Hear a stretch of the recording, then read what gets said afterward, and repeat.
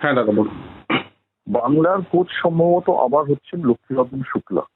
অনেকেই ভেবেছিলেন যে লক্ষ্মীরতন শুক্লাকে এবার হয়তো রাখা হবে না। লক্ষ্মী নিজেও জম্মু কাশ্মীরের বিরুদ্ধে সেমিফাইনালে হারের পর বলেছিলেন তিনি এই পদে থাকতে চান না। কিন্তু এখন যা পরিস্থিতি তাতে মনে হচ্ছে লক্ষ্মীরতন শুক্লাই কোচ হবেন।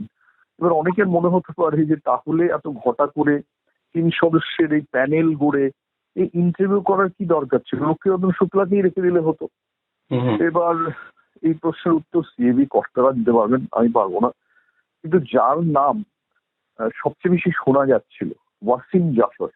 আমার শ্রেয়াশিস গাঙ্গুলি বলেছিলেন তিনি মনে করেন ওয়াসিম জাফর বাংলার কোচ হওয়ার পক্ষে শ্রেষ্ঠ লোক। এবং আমরা জানি যে স্নেহাশিস গাঙ্গুলি এবং অভিষেক ডালমিয়া অনেক ব্যাপারে একমত হন না, 10টার মধ্যে হয়তো 9টায় হন না।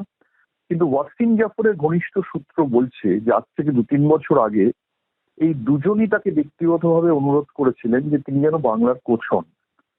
এবং এবারও ওয়াসিম জাফর কোচ হতে উৎসুক ছিলেন, কিন্তু সিএবি থেকে কেউ তাকে জানায় যে তাকে ব্যাটিং কোচ করা হবে তিনি রাজি হলে।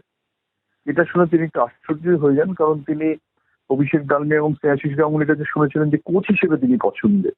এটা অবশ্য 3-4 বছর আগেকার কথা।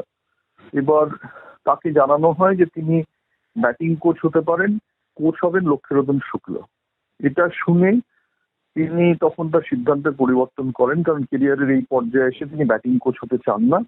মেহওয়াল আম্বাতি রাইডু, যিনি এখন হায়দ্রাবাদে ক্রিকেট দেখাশোনার দায়িত্বে, হায়দ্রাবাদের ক্রিকেটিং ডিরেক্টর, তিনি ওয়াসিম জাফরকে অনুরোধ করেন যে হায়দ্রাবাদ টিমের দায়িত্ব নেওয়ার জন্য, পূর্ণাঙ্গ দায়িত্ব।